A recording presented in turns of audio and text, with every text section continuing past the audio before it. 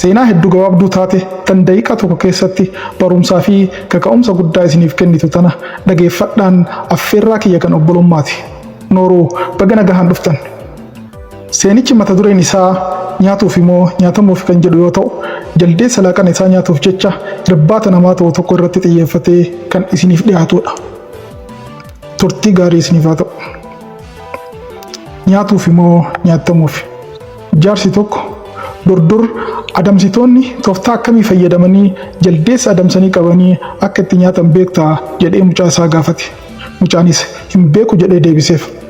Jaarsichi muka irratti isaan ari'anii qabuu fi xiyya itti gadi dhiisanii waraananii qabuun osoo danda'ameeyyuu hedduu akka nama xaarsu waan hubataniif haala salphaa ta'een adamsuuf tooftaa addaa fayyadamaa turan. Innis nyaata jaldeessi jaalatu meeshaa ulfaataa morma yookaan afaan dhiphaa qabutti naqanii naannoo jaldeessi jiraatu kaa'udha. Sana booda jaldeessi shakkii tokko malee akka nyaata sana fudhachuuf yaalu dhokatanii ilaalu. Yeroon booda jaldeessi akkuma yaada isaanii nyaata sana fudhachuuf harka isaa diriirsee qaruuraa yookaan meeshaa afaan dhiphoo sana keessa seensisee cummatee baasuuf yaaluu eegala.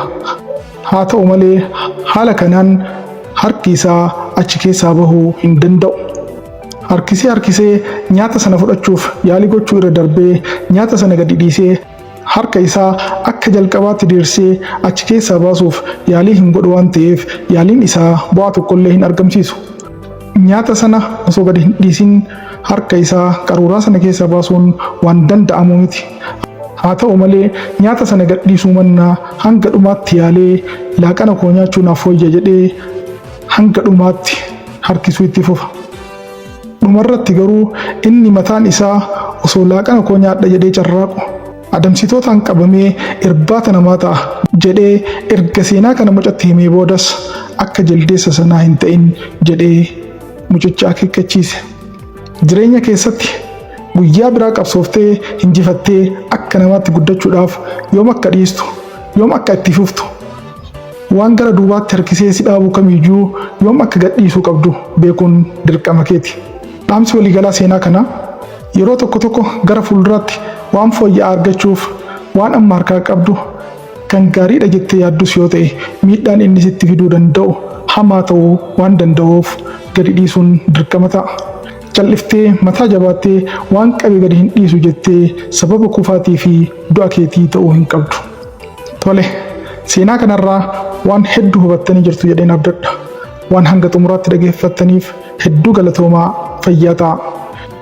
Chaanaalii YouTube fi TikTok kiyya irratti kaayyoo guddaa lammii keenya irraa imimmaan isaa qorsee abdii horachiisu, kan wallaala barsiisee beekaa yaadachiisu, kan luyna onnachiisee caalmatti gootomsu, kan lammii dammaqsee kallattii sirrii irra duratti deemsisu. Bifa walaloo, jechoota kaka'umsaa, seenaalee gaggabaaboo fi keessa deebii kitaabolee garaagaraa kan jijjiirama dhuunfaa irratti xiyyeeffatanii fi hojii tola ooltummaa bifa nama bohaarsuun qindaa'ee kan isiniif dhiyaatu ta'a. TikTok kiyya follow, like, share fi akkasumas liinkii piroofaayilii koo jala jiru tokkoon chaanaalii YouTube koo subscribe gochuu hin dagatinaa.